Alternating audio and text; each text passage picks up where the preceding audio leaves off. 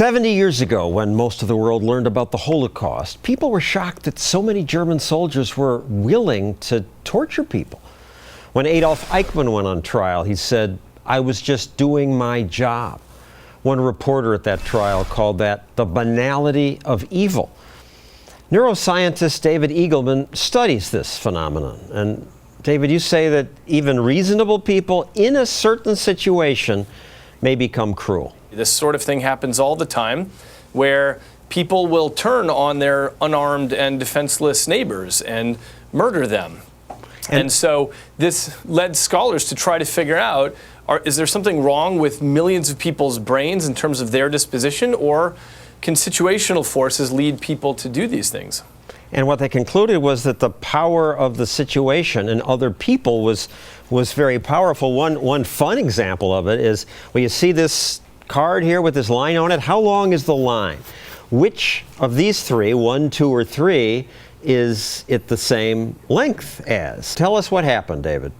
So this was an experiment by Solomon Asch that happened after the Holocaust. He wanted to figure out how people are influenced in their opinions by other people. The other people in the room with you were all shills, and they would all pick the wrong answer and say that some line that was obviously not equivalent was the right answer. Most people will change their answer just because of the social context.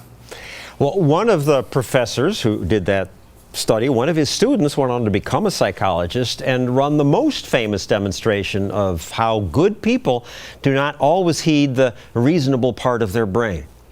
The teacher will read a list of word pairs to you like these. Blue girl, nice day, fat neck, and so forth. You are to try to remember each pair. 50 years ago, Yale psychologist Stanley Milgram conducted this nasty experiment. Now, if you get it correct, fine. If you make an error, however, you'll be punished with an electric shock. He called the people giving the shocks teachers. Your teacher is about to begin the test. Try and remember the word pairs. Incorrect. You'll now get a shock of 75 volts. Oh. The test subjects kept making mistakes. 150 volts. Oh. Sad face. Wait a minute. That's all. Get me out of here. I told you I had heart trouble. My heart's starting to bother me now. Actually, the man did not have a heart condition and was not receiving the shocks. That was a recording. Let me out. Still, most teachers kept giving the shocks. That is incorrect. This will be at 3:30. Most also resisted. I don't want to go any further with it. But even though the experimenter had no real power over the teachers, he wasn't their boss or commanding officer, most still did what they were told. I mean, who's going to take the responsibility if anything happens to that gentleman? I'm responsible for anything that happens here. Continue, please. 420 volts, 435 volts, 450 volts. He might be dead in there. I mean, some people can't take the shock, sir. Please continue. I don't continue. tend to be rude, but I mean, I think you should look in on him.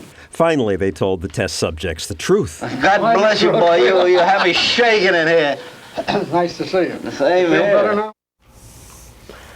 I understand that a group of psychologists was asked to predict how many people would give the maximum voltage, and they thought less than 1%, and it turned out to be half the people. About 65% of people went all the way up to the very top and gave the highest level of shock, even though they thought the person on the other side might be dead or unconscious. Both men and women, most of them went up to the very top. Later, Stanley Milgram made a documentary about the experiments. The video we played was part of that. I like the way Milgram ended his documentary.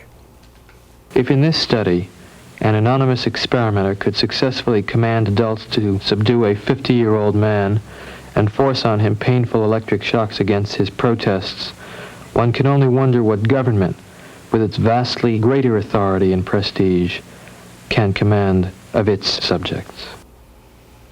Yeah, I wonder too. Government gets to use force. This experimenter couldn't do that. That's right. Milgram actually was Jewish, and after the Holocaust, he, like the rest of the world, was trying to figure out how these things happen, how you get lots of people to attack and kill their unarmed neighbors.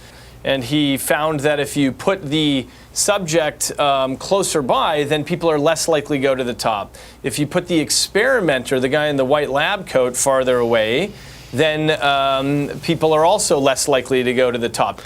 And I even wonder if this experiment could be done today, because some of the experimenters say they were traumatized by giving the shocks and might not be allowed today.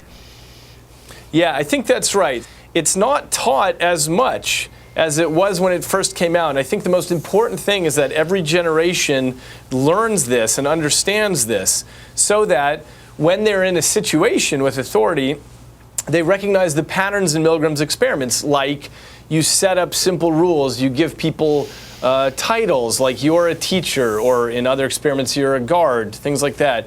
There's some sort of goal happening. You make the exit costs high.